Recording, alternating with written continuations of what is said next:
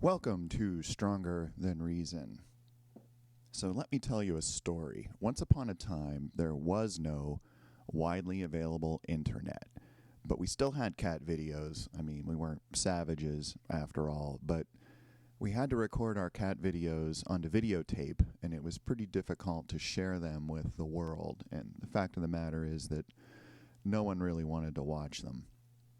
But we did have this thing back in that day called MTV, and that was the primary way that young people, like myself at the time, learned about exciting new musical combos. Now, while I was at this tender, impressionable age, I remember seeing one video in particular that was so strange and surreal that it really stuck with me.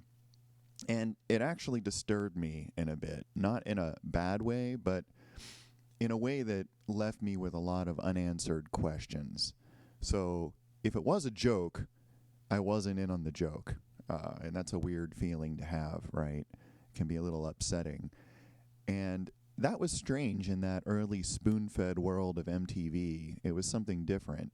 Normally, everything in a music video was self-evident. You know, MTV was dumbed-down entertainment, pure and simple. But this video really baffled me. It was inexplicable, inaccessible.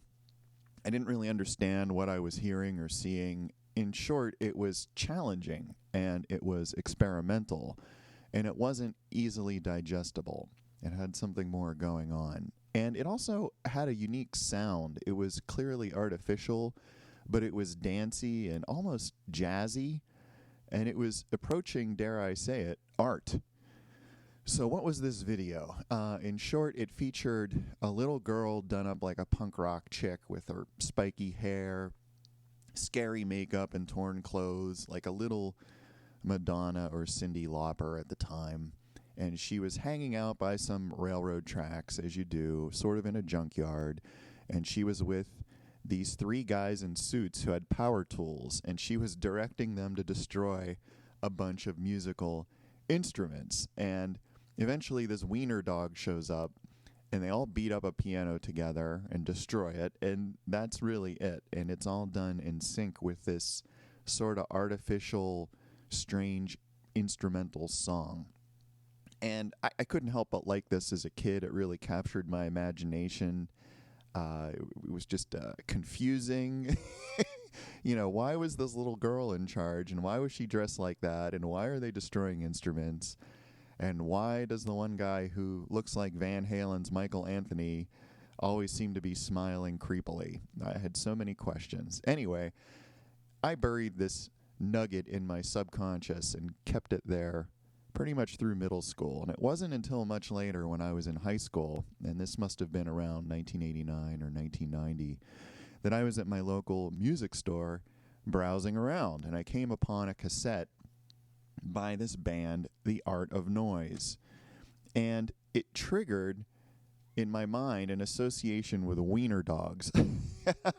And I didn't understand that at first. I was like, wiener dogs? What the hell? Why does this band have anything to do with wiener dogs? And I looked at the track list, and there it was, this song that I remember seeing the video for, and it had a really strange name. It was Close to the Edit, with the to the edit part in parentheses, of course. It wasn't close to the edge, it was close to the edit. And that triggered the rest of the memory. The weird video and the song, and I remembered the band, The Art of Noise. So, needless to say, I bought this tape immediately, and here it is, this cassette copy. The album was The Best of The Art of Noise. And I do have this on CD, it's just not accessible at the moment. Strangely, the tape was more accessible than the CD, so that's what I'm showing you here.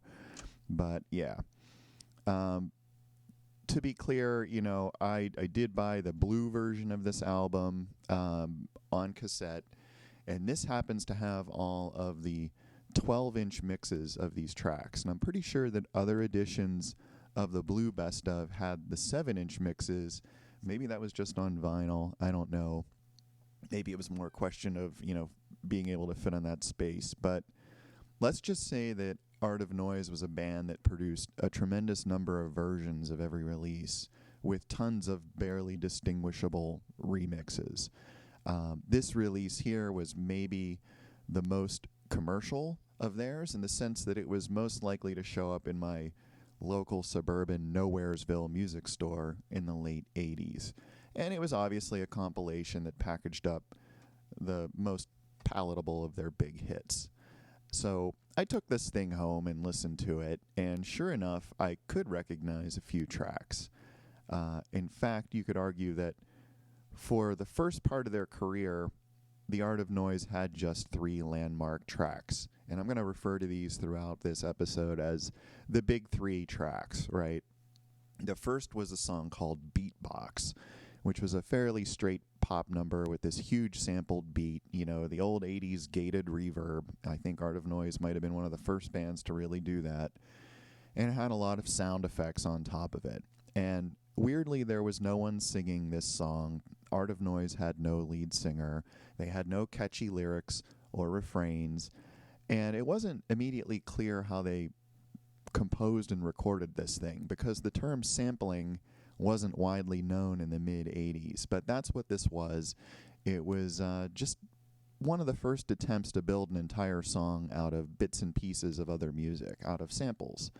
And it just happened to become a massive underground hit, especially among the 80s breakdancing scene. So I guess those folks dug the groovy beat, the lack of vocals, you know, it left a lot of space for them to interpret, you know, with dancing, if you know what I mean. So yeah, Beatbox was the first big tune of theirs.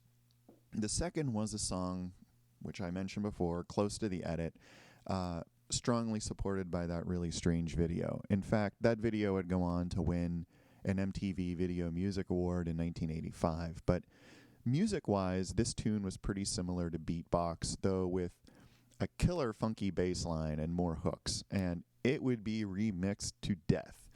And it was always instantly recognizable by the shout of, "Hey!" And you'd hear that much later in the song Firestarter by The Prodigy in the early 90s, and they would actually give The Art of Noise full writing credit for that tune. They sampled it so much. So it was a sample of a sample, you know, and so it goes. And there's also a sample in the middle of Close to the Edit that goes tra-la-la, which I'm pretty sure was a sample of the Andrews Sisters based on some of their earlier compositions, but I'm not 100% sure of that. But Close to the Edit is probably their most iconic and most famous song. Finally, what I consider to be their masterpiece, their pièce de la résistance, Moments in Love. That's the third of the big 3. This song, would be a high water mark maybe in a different direction. So there's no huge beats here. Just really down-tempo, very sensual song with these synthetic strings. It's really an epic chill-out track. And again, it's been remixed to death by The Art of Noise and others. It appears in endless versions. It was famously played at Madonna's first wedding when she got married to Sean Penn, so it received a lot of publicity back in the day. And it's the kind of sound that bands like Enigma would try to emulate for decades afterwards. And some of these versions and mixes kind of pull it into a smooth jazz or easy listening kind of territory. But I would argue that the version on this best of is flawless. It is among maybe the top 5 most beautiful recordings of any kind that I have ever heard. Its dynamic range, the pacing, the fidelity, the lush but simple production. It's really just a jaw-dropping audiophile recording, and it's just an amazing track. I know I normally talk first about when I first heard the band and then when I first heard this particular album, but in this case, this was the first album of theirs that I heard. And it wasn't a studio album, but I would argue that it had all the high points of their first album, which was called Who's Afraid of the Art of Noise. That album did include the big 3 tracks. And also, let's just point out that the title was a pretty clever play on the Edward Albee play Who's Afraid of Virginia Woolf, which itself was a clever play on the song Who's Afraid of the Big Bad Wolf. So I hadn't even listened to the album and was already 3 deep into meta-contextual references. So anyway, I'd argue that a lot of the rest of that first album was frankly filler. It seemed to me that a lot of the tracks were these short bits that sounded like maybe they could have been incidental music for films, or they were just roughly thrown together from samples used elsewhere, and it's pretty evident when you're listening to it the whole way through. There really weren't a lot of musical ideas on that album outside of the big three tracks. And much later, I picked up another compilation called Daft, and this was pretty much a collection of Who's Afraid of the Art of Noise, along with their first release, which was an EP called Into Battle with the Art of Noise, though minus a couple short bits and pieces. Daft pretty much covered their time with the record label Zang Tum Tum, or ZTT, which only spanned those two releases. But that's kind of getting into the history of the band and peeling back the screen on, who these people really were, because it turned out they weren't the people in the video at all. So who were the Art of Noise? Let's start by saying that this is a band that was inspired by technology, specifically by the Fairlight Computer Musical Instrument, or CMI. And this was an early keyboard-driven sampler that was invented in Australia. I mentioned it in a bunch of other episodes. In fact, I mentioned it in the first episode, the one about Ministry's Twitch, because Al Jorgensen bought a Fairlight in the mid-'80s, and that's really what got his career started with Ministry. But I mentioned that Al wasn't the first adopter, so years before that, a few other folks would be the first to buy them in England.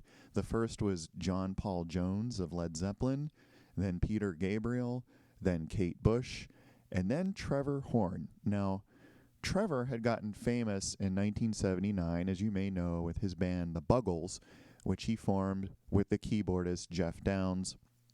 They had a hit with a little tune called Video Killed the Radio Star. And you might also know that that was the very first video ever played on MTV, which is only appropriate. So soon after, both of those guys would join Yes, and Trevor would go on to fame as a rock producer.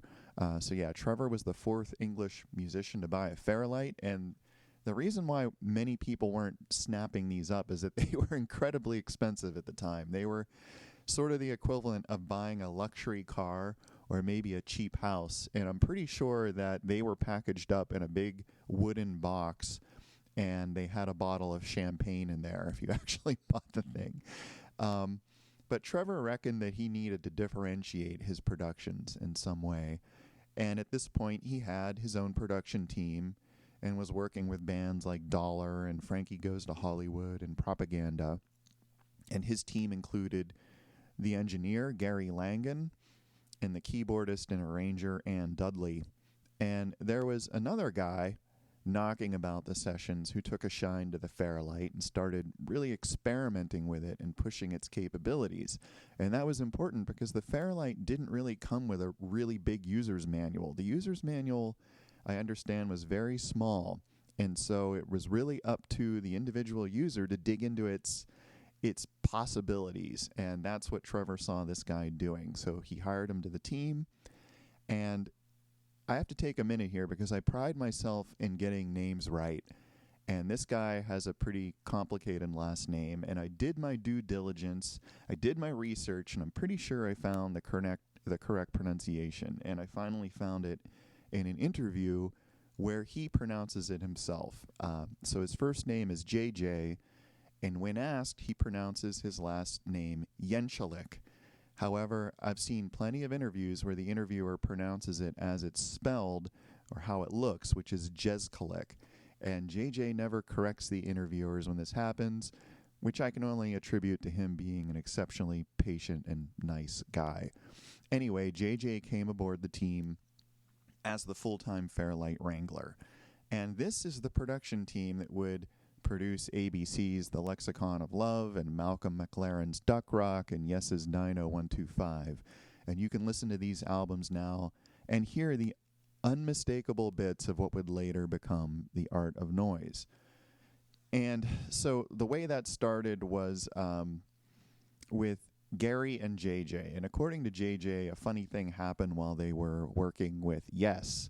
And I encourage you to search YouTube for JJ interviews because he's a funny guy, and you wanna listen to him tell the story. You don't really want to hear all the details from me, so you want to always get it from the source, kids. But in a nutshell, Gary pulled him aside one night and played him a tape of Yes's Alan White playing snare and kick drum patterns. And even though it was really late, Gary convinced JJ to sample these drums into the Fairlight. And he did that, and pretty soon they had a sequenced part that was just a rudimentary beat.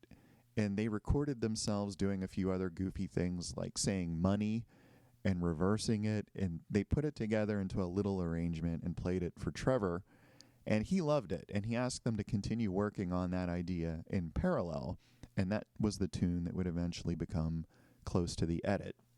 So, of course, one thing led to another, and they pulled in Ann Dudley to get some more ideas, and when they had a few songs, Trevor brought in another person, someone with skills in marketing, not so much in music. In fact, this person was a journalist, and his name was Paul Morley. Yeah, he was not a musician at all. And what Paul did was he named the group The Art of Noise after an Italian futurist manifesto. So the Italian futurists were a big thing around this time in the musical world. Peter Saville would use them as an inspiration for some Factory Records covers, like the one for New Order's Movement. Saville was into Fortunato de Pero.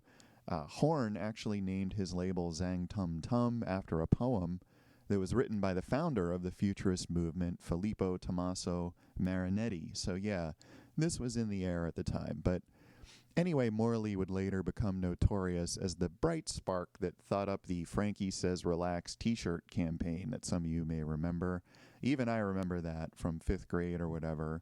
And even back then, I thought it was a pretty lame marketing stunt. But yeah, so Art of Noise would go through many incarnations over the years, but its first was with these 5 people, all of whom would find success for other things rather than just being in this band. This band was always kind of a side hustle, but that didn't really bother them because they purposely designed this band to be faceless. And while they were with ZTT, they didn't appear in photos on the record sleeves, and their names actually were mentioned in the sleeves, but in very tiny type and with very, silly text that Paul would write.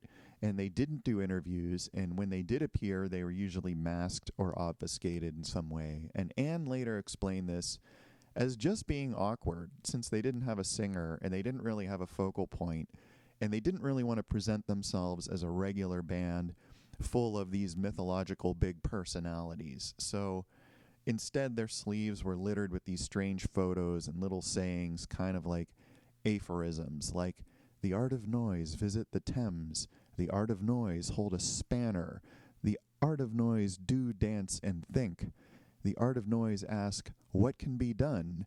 And the art of noise, refuse to blame themselves." So yeah, it was kind of pretentious, but that was the point. And frankly, it was a breath of fresh air to anyone who is sick of seeing these airbrushed pictures of Duran Duran. All I can say is, gobs of hickeys with Duran Duran, okay? Does anybody out there get that reference? I hope someone does. If you do, please leave a comment, because it's really funny. Trust me. So let's talk about the Art of Noise's sound. So that's who they were. So let's talk about the music. What did they sound like? As I said, the band was predicated on pushing the boundaries of Trevor's Fairlight, but Trevor and Ann were and are musical geniuses, let's face it. So beyond the raw novelty of sampling, they were the ones who introduced pop arrangements that were compelling enough to make a listener forget that Simon Le Bon was not singing this song. Yeah, I'm just going to keep dunking on Duran Duran throughout this episode. But, of course, in later years, Ann would become primarily known as an arranger, working on countless albums in the 80s and 90s and beyond. She's still doing it today. And of all the Art of Noise personnel, I think she's arguably the most musically gifted, as we'll see, although Trevor's no slouch. But anyway, their poppy tunes tended to use sampled drums, and the drums were made to sound enormous, like I said, through that early 80s gated reverb. And they were pretty much sampling anything and everything. And a lot of bands would go on to do that, but I'd argue that the Art of Noise were doing that perhaps first. And Depeche Mode famously would really drive the core part of their career by taking that approach to just sampling everything. And, you know, records like Some Great Reward and Black Celebration and Music for the Masses, all that stuff is just them sampling, you know, whatever was in the kitchen at the studio, basically. But yeah, the Art of Noise typically didn't use much in the way of identifiable instrumentation, so the songs had a peculiar sound. One thing that they did use a lot early on was the Fairlight set of preset samples. In particular, they used that orchestra stab that every 80s synth act would use, but Art of Noise arguably used it first. And if you don't know what I'm talking about, just listen to Yes's Owner of a Lonely Heart, especially the instrumental break before the guitar solo. And then listen to Beatbox or a track like A Time for Fear, Who's Afraid. And then listen to PTP's Show Me Your Spine, which was done by Ogre and Al Jorgensen. And it's the same orchestra hit sound in all of these tunes. And I think bands like Lieback made entire careers out of that sound. Anyway, Art of Noise were pretty creative with their sampling, and after listening to a million interviews with these folks, I think their workflow, especially in the early days, broke down like this. So JJ and Gary would record whatever. They would record any sound possible. Gary would do some magic sound design on it. He would add effects to juice them up and so on. Then they'd load them into the Fairlight, and then they would just jam out for hours, laying down different parts with Ann and Trevor guiding the final arrangements. And if you think about it, this was a race of technology.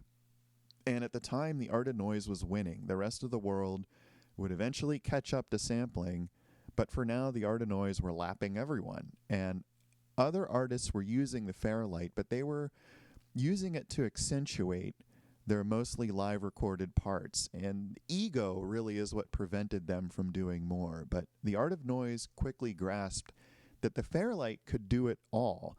You know, long before Mars or the KLF, they realized that someone with the right equipment could compose entire pieces out of samples. And at the time, they were one of the very few bands that had that equipment. You know, it was an arms race, and they were winning that race. And eventually, even in the matter of a few years, the Fairlight would be so used and overused that Phil Collins himself would feel the need to put a notice on his 1985 hit No Jacket Required, saying that no Fairlights were used on this record. So yeah, eventually this approach would be rendered moot by the march of technology, as we know. So even by the late 80s, electronic bands like Depeche Mode would write entire albums with general-purpose home computers rather than specialized equipment like the Fairlight, and that thing would be rendered a very expensive museum piece.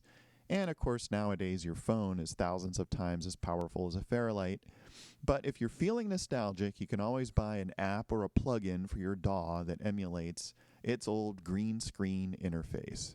It's kind of like running a MAME emulator to play old video arcade games. So yeah, let's talk about this album, though, this compilation album, in a bit more detail.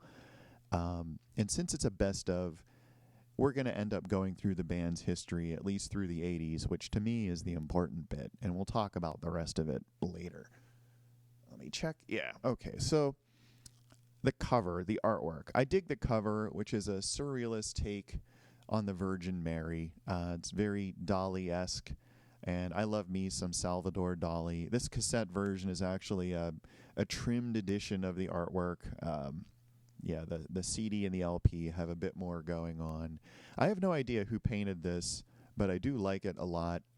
I know China Records, when they re-released this album in 1992, they did it with a different track list because they wanted to remove the ZTT era tracks, which to me kind of defeats the point of an Art of Noise best of, but you could recognize that version because it has a pink cover and it has shorter songs and a different track list. But yeah, I always liked this blue version that had the big 3 ZTT tracks on it with the 12-inch mixes. That was the key. So yeah, let's get into it. The first track on here, this is hilarious. I love taking out cassettes. It's so cool. The first track on here is Opus 4. This is just kind of a short arrangement for several voices that are reciting the poem November by the 19th century English poet Thomas Hood. And this is a track that shows the Art of Noise, I feel, at their experimental best. So it still presents them as being annoyingly intellectual, but it is a kind of cool little track. It's just a couple of minutes long. And that goes, I can't even see where I am on here. That goes into Beatbox to version 1. Now, this is the version of Beatbox that appeared on Who's Afraid. It's not to be confused with the original version that appeared on Into Battle, but I think this is the definitive version. This one appears in most places, and it's identifiable by the intro, which features a single piano note and then Anne saying, "Yeah? Oh no, I don't believe it," before dropping into the song. So it's pretty much a sampling tour de force. But to me, the really mind-blowing bit of Beatbox comes at the end, when the normal instrumentation fades out and gets completely replaced by this amazing solo piano playing. It's just Anne riffing over the beatbox chords for a minute or so until the whole thing just fades out. And as it's fading out, you're like, no, I want it to keep going. I mean, lest anyone think that the Art of Noise were just a bunch of studio hacks without any musical skills.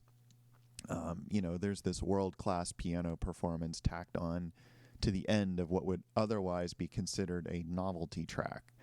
I mean, Anne, in my opinion, truly put the art into the Art of Noise.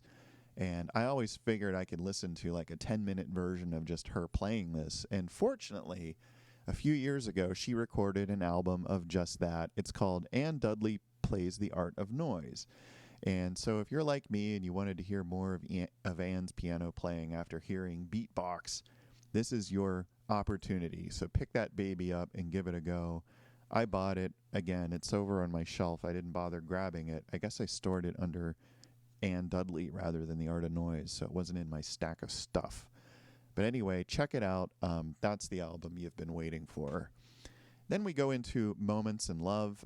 This is the remix that's usually labeled as Beaten on the singles, and in my mind it is 7 minutes of perfection. To me, it's the definitive version of this song. The intro is magnificent. The way the song evolves and develops is never boring. The production is immaculate. You can hear every reverb reflection, carefully timed. It is just amazing. And if you listen to just one Art of Noise track after hearing me go on and on about this, please make sure it's this track, the 7-minute version of Moments in Love, also called Moments in Love Beaten. Then we go into Close to the Edit. This is the third and final of the big 3 ZTT tracks. What more is there to say about this at this point? Not much. So at this point, we get to the point in the Art of Noise's history after they split from ZTT. So the story at the time was that Anne, Gary, and JJ would leave Trevor and Paul and would continue on their own. So the 3 of them would go on to sign with China Records and release their version of an Art of Noise album. And that was called Invisible Silence. And it would be another classic. It was still kind of experimental, but they conceded a bit. They conceded by becoming a bit less faceless, doing more interviews, and they started doing these commercially minded cover versions, which I guess some of the fans viewed with distaste. And the next track on the best of was the first of these. It was Peter Gunn, the Twang Mix. So, of course, this was a cover of the famous theme from the old Peter Gunn TV show. The theme was written by the great Henry Mancini in 1958, and it was covered by the guitarist Duane Eddy soon after in 1959. So here, interestingly enough, the Art of Noise brought in the actual Duane Eddy to, again, play this song on their remake. with his signature twangy guitar sound, which he reportedly did in one take because he's an old school pro. And they even did a pretty conventional video for it, which the band didn't appear in, but it was pretty silly. But all in all, the song isn't terrible, but it's obviously not breaking the kind of ground they did on their earlier recordings. The next track on the best of is a little thing called Paranoia, and this is kind of a groovy, down-tempo song, again from Invisible Silence. This version features vocals by Max Headroom, who, for those not in the know, was sort of a virtual reality character from the short-lived TV show of the same name and from endless ads for Coke, as I recall. Anyway, this was very much an 80s thing. And in reality, he wasn't virtual reality so much as an actor, Matt Frewer, in a bunch of prosthetics. But he was also known for a hilarious and disturbing incident of broadcast piracy. I encourage you to search YouTube for Max Headroom television hijack for some real nightmare fuel. But anyway, the original Paranoia from Invisible Silence did not have Max on it, but this 12-inch version on the best of does. And I guess it was a attempt at synergy. The label's trying to boost record sales. I don't know, but the tune is pretty good. I kind of prefer the version without Max, but you know, it is what it is. He's on here. That goes into the next track, which is Legacy. This is probably my favorite tune on the second side of this cassette. And what it is a 12-inch remix of the song Legs from Invisible Silence, which to me never sounded as good as Legacy. I prefer the 12-inch version. So this one really builds up nicely, not unlike the version of Moments in Love on here. It has a really awesome bass line, and the drums and the bass really groove. The percussion is great, and I just like the whole thing. Again, we're getting away from cutting-edge sampling and getting more into something else. I don't know, maybe pop instrumental arrangement, but whatever it is, it really works in this song. And that goes into Dragnet 88. I mean, every album has a mistake, you know. What can I say? And that's the mistake on this album. I actually did see the Dragnet movie in theaters when it came out back in the day, and I remember them playing this theme song at ear-splitting volume during the opening credits, and in my memory, that sounded pretty good. It sounded better than it does on this album, and you know, that let's leave it at that, I guess. But this was off their second album from China Records, which was called In No Sense Nonsense. And this album is a personal favorite of mine. I think it's the best of their China albums, and it's something I would like to talk about in the future. But again, they threw this like token, very commercial, sort of crass cover song in the midst of what was otherwise a really interesting and experimental album. Why they did that, I don't know. I guess they were cashing in. So then we get into a one-off collaboration, which was Kiss, the AON mix featuring Tom Jones. Who is Tom Jones? What do you mean, who is Tom Jones? Everybody knows who Tom Jones is. He was on The Simpsons. Don't you remember when he was forced to sing for Marge?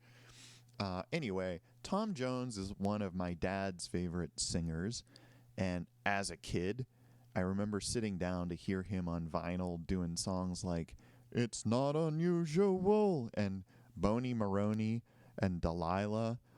I guess you had to be young in the 70s really to see the appeal of those songs. I don't know. But this version actually works for me. And it may be because I love me some Prince, and here Tom Jones really does him justice. Maybe it's because the song itself, apart from anything, is just a fantastic song. I mean, Prince could write some great tunes. And it's hard to suppress that fact that it's a great song with arrangement and vocals. It's just a great song, and it shines through. So again, like Peter Gunn, not terrible, but not really breaking much new ground. No version of Kiss will ever surpass Prince's own, in my opinion. But this is a pretty fun version. Then it goes into the final track, which is called Something Always Happens. And this is sort of like a filler bit.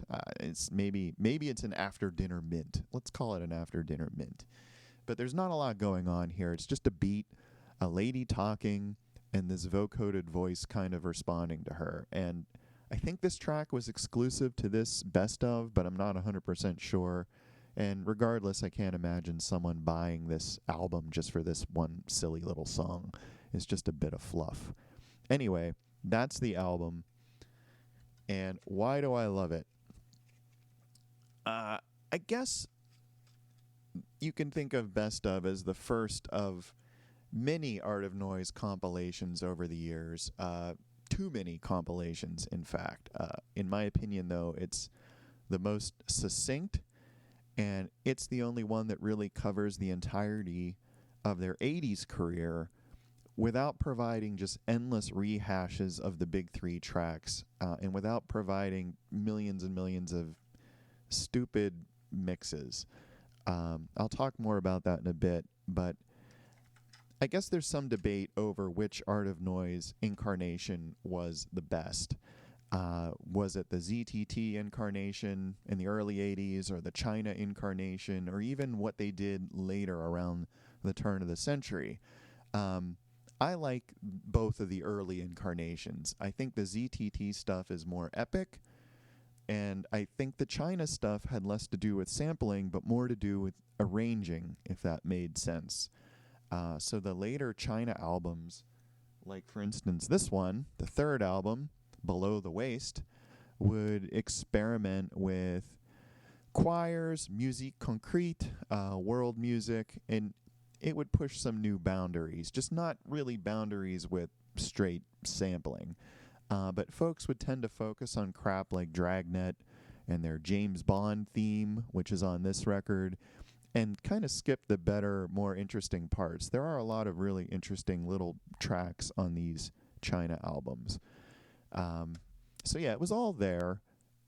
They were just selling out. You know, they were, let's face it, they were milking MTV, they were doing interviews, they were doing what they had to do to sell records, and who could really blame them? It was the 80s. It was the age of greed, right? As Killing Joke would say. But yeah, I love these albums for what they are. They're still better than, 90% of 80s music, in my opinion.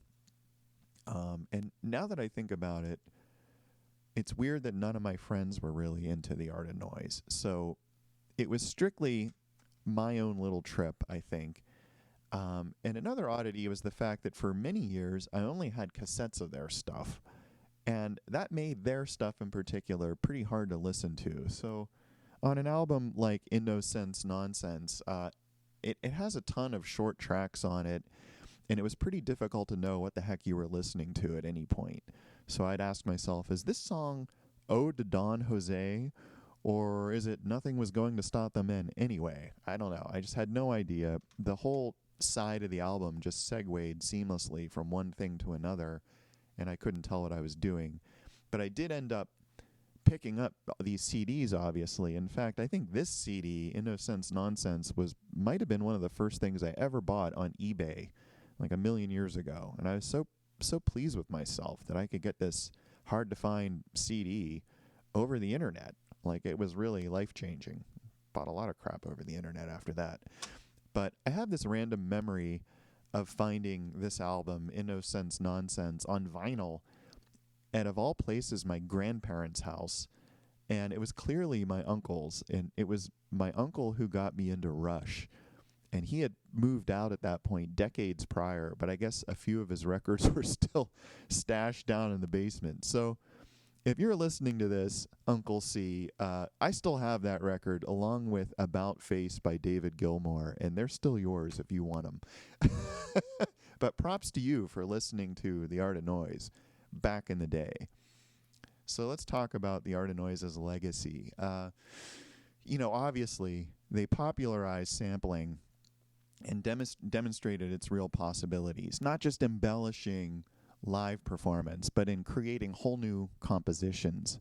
So they were sort of a novelty band in a way, And inevitably, that approach became less relevant and meaningful as the rest of the industry caught up with using computers to make music. But for a while, they were the bleeding edge, and that's notable. You even had to hand it to Paul Morley, which is something I don't say very often, because he did help them stay faceless by coming up with his strange marketing angle. And these days, it seems every electronic band tries to be faceless and mysterious. And it's just a hell of a lot harder to do that in the days here of social media and everyone always having 6 cameras in their pocket. The bottom line is mystery is really gone from music, folks. We know you're sampling everything. We know you've programmed all your instruments and don't know how to actually play anything. And we know you're just someone using Ableton in your basement. You're doing it. Everyone else is doing it. And really, none of it is that shocking or impressive. But the Art of Noise were the start of something new, something that would go to the next level when Mars would have a hit record with Pump Up the Volume. And it would go to yet another level when the KLF would teach everyone to just sample shamelessly by stealing other people's music. That's something that happens today for sure. People are doing that all the time. Just grab some other music and throw some reverb and distortion on it and call it sound design and you're good.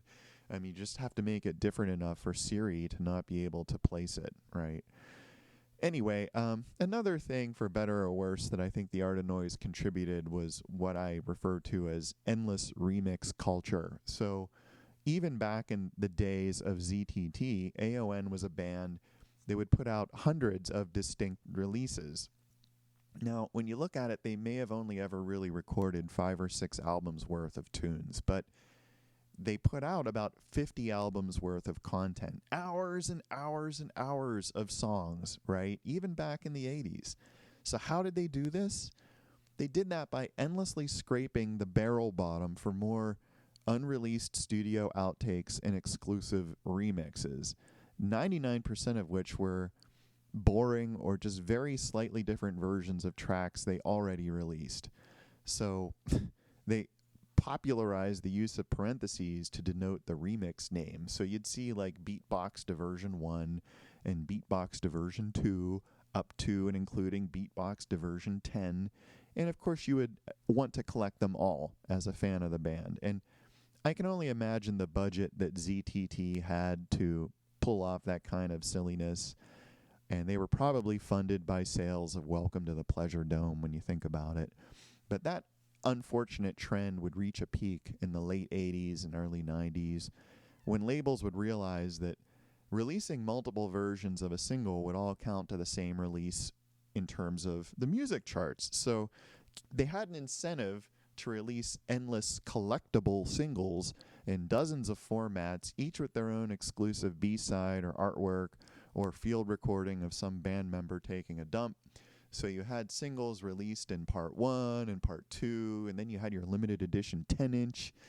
Give me a break.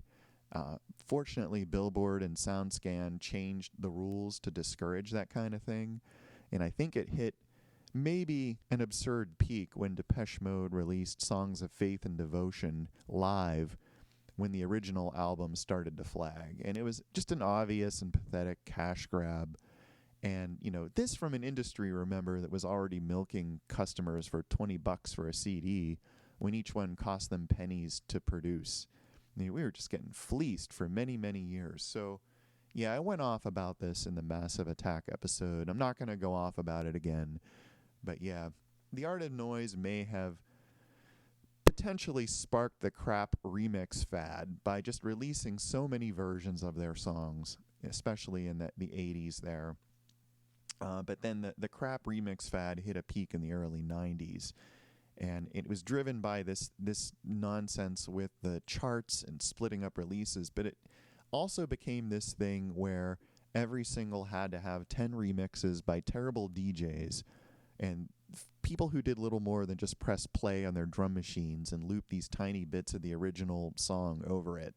And these remixes were garbage. They had nothing to do with the original songs. There were hours and hours of these that every band in the early 90s was pumping out. And they were just a way for crap DJs to get name recognition. And New Order were very bad at this. I mean, look at any of their singles from the 90s, from the Republic era. They had tons of stupid, vapid remixes. The Blue Monday re-release comes to mind with its parts 1 and parts 2. All the mixes sounding like just random beats, like nothing like Blue Monday. It was just garbage. And the Art of Noise were in on this too in the 90s. They released a bunch of remix albums with that crap. The phone mixes comes to mind. The drum and bass collection, the ambient collection. I don't know. I guess it hit a peak in 2006 when the Art of Noise released this 4-disc box set of just the ZTT outtakes. It was called And What Have You Done With My Body, God? And every single exclusive track sounds exactly like some track they already released, just with a new stupid name made up by Paul Morley to trick you into thinking it's new material. And it's clear that that box set was literally everything they ever put on a rehearsal tape. And it's clear, too, that tracks like Beatbox and Close to the Edit, which are masterpieces, were the result of endless hours of jamming, all of which is documented on this extremely tedious box set. So, yeah, thanks for that, Art of Noise, I guess. So where are they now? Well, like I said, they had the 3 albums from China. They had, where'd it go?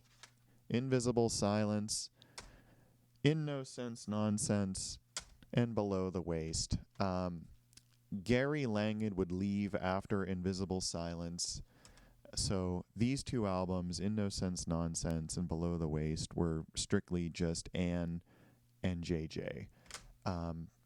Then all of that happened in the 80s, and then by 1990, they went on hiatus. And there would be a reunion in 1999 of sorts. Trevor, Ann, and Paul got back together and brought in Lol Krem, who was previously of the band's 10cc, as well as Godley and Krem. They made a new album as Art of Noise, not The Art of Noise. And this album was called The Seduction of Claude Debussy. And what this was a concept album about Debussy at the turn of the 20th century, kind of making what they thought was a clever parallel with the turn of the millennium. And as an Art of Noise fan, I really wanted to like this record. I mean, I bought it. You can see here it's a 2 CD set with this crazy fold-out case where it's packaged with their CD for their single, which was called Metaforce. And it had Rakim rapping on it. So some forward-thinking stuff here, kind of like mixing classical music with rap and techno and this crazy sound that they cooked up. Was it really compelling? I don't know. I didn't think so much. I even bought their exclusive CDR through their website. They had a bunch of ZTT outtakes. This was the first of these sort of collections of the old material, and it was really innovative at the time because it was all offered on the internet. I bought a DVD of theirs around this time, which was called Into Vision, which featured them playing some of their old tunes to a crowd that frankly didn't really get them. And I'm surprised they released it as like a live performance because it might be the worst crowd response ever. And one imagines what the crowd didn't like. Maybe they didn't like Paul Morley bouncing around the stage waving a hammer. I mean, it's hard to say. But for sure, Trevor Horn on bass and clarinet and Ann Dudley on keys were as amazing as ever. I dug that. Lol Krem, great guitarist. Frankly, I think the crowd just wanted to hear some Smashing Pumpkins because they were 20-something Gen Xers after all. What do you think they wanted? But yeah, this album spawned some number of releases and touring activity, and then it petered out as everyone involved gradually realized they could be earning more doing other things. So that's The Seduction of Claude Debussy, which to me was kind of a meh album that led to a second hiatus and then a second reunion of sorts. So Gary and Ann and JJ reunited in 2017 for some live performances. JJ having retired by this time from being a stock trader. I don't think they're technically using the Art of Noise name anymore, but yeah, they have 3 original members here, so it's pretty legit. And really, the original members, if you think about it, are Gary and JJ. They're the ones that thought this whole thing up. And Ann is just awesome, amazing musician. So yeah, she adds a ton to their sound and their live performances. So in these performances, they even drag the Fairlight back onto the stage, which is pretty cool, although they have another fella helping run it who I haven't been able to figure out who that is exactly. But I noticed JJ is mostly doing percussion and samples with a MIDI controller. The funny thing about these performances that you can check out, of course, on YouTube is that the Fairlight guy looks a bit like JJ. So at a glance, there appears to be 2 of him on stage. And I would argue that maybe 2 JJs are better than 1, or maybe it's good that they have a backup JJ. I don't know. It's pretty funny. Check it out. They've definitely done some good performances now since 2017. They still seem to be at it. So where are they today? Ann Dudley, she won an Oscar for her score to The Full Monty, so is a tremendously successful composer and arranger. Trevor, needless to say, immensely successful record producer. Paul Morley is a noted journalist and author. Gary Langan is a successful engineer, highly sought after. And J.J. Yenschelek, successful producer and really a pioneer of sampling for the entire world. So thank you, JJ, for your contributions to sampling culture. Anyway, there you have it, kids. The album, The Best of The Art of Noise. If you enjoyed this, stick around because I'll be talking in this series about other 80s and 90s albums. This is a show that's called Stronger Than Reason, and we're available on YouTube and as a podcast where you do that podcast thing. And if you like what you heard, please like and subscribe. It helps other people find the show. I'm just one weird guy with an opinion, and I encourage you to leave your opinion as a comment below. If you made it this far, thank you very much for listening, and until next time, stay strong.